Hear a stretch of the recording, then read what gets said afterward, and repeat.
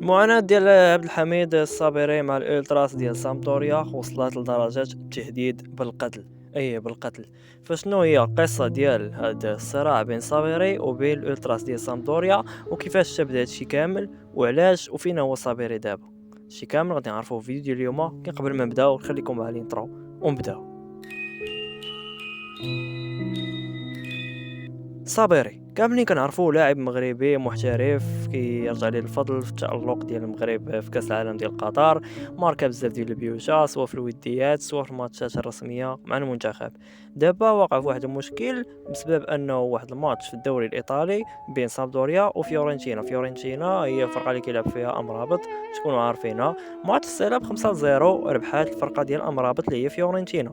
مورا الماتش صابيري مشى عادي وبحال كاع اللعابة، عطى التوني ديالو لواحد الدري من الجمهور ديال فيورنتينا. داك الدري كان دري صغير جاي هو والام ديالو باش انهم يتفرجوا، وهما مغاربه جاو باش يتفرجوا بما ان الماتش فيه امرابط وفيه صابيري جوج ديال اللعابه من المنتخب ديال المغرب.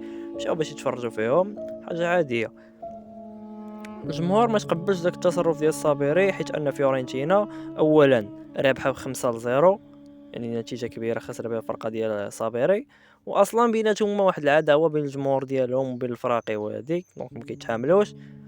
زيد عليها ان سامدوريا اللي كيلعب فيها صابيري قراب بانهم باش يطيحوا للدوزيام سيري. دابا كاين اخبار كتقول ان صابيري جمع حوايجو كاملين ومشى خد الطياره ديالو ومشى لالمانيا فين كاينه عائلته، حيت هو اصلا في الاول كان ساكن في المانيا وسبق له مثل الفئه السنيه ديال المنتخب الالماني. دابا اخر ماتش مع فرقته سامدوريا ضد تورينو في الدوري الايطالي ما لعبوش صابيري بسبب هذا المشكل هذا غالبا، حيت انه ما بقاش في طاليان دابا بعد ما جاو تهديدات بزاف بالقتل وتهديدات بالسرقه وبالضرب والشتم والسب وهذه من الجماهير ديال سامدوريا ومن الالترا ديال سامدوريا. فاشنو بالكم نتوما في هذا الشيء؟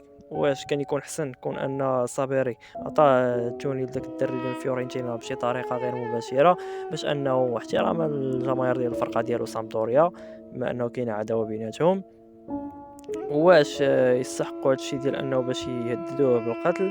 صراحه كيبان لي انه ما خاصش يهددوه بالقتل. هذا الشيء كيبقى داخل في الكره واخا هكاك صافي، ما عندهم علاش يهددوه ولا ما يعجبوش الحال. يقدروا يتقلقوا واحد شويه ولكن ما توصلش الامور حتى لهاد الدرجه هذه. وهما الصراحه الا مشاو تهددوا ولا شي حاجه راه داكشي عندهم بحال الضحك. كنعرفوا الطاليان كي دايرين وكذا، راه كاينين منهم شي وحدين اللي يقدروا يديروا داكشي اللي كيقولوا نيت، يقدروا يحاولوا يديروه. الصراحة دابا صابري في واحد الموقف اللي صعيب.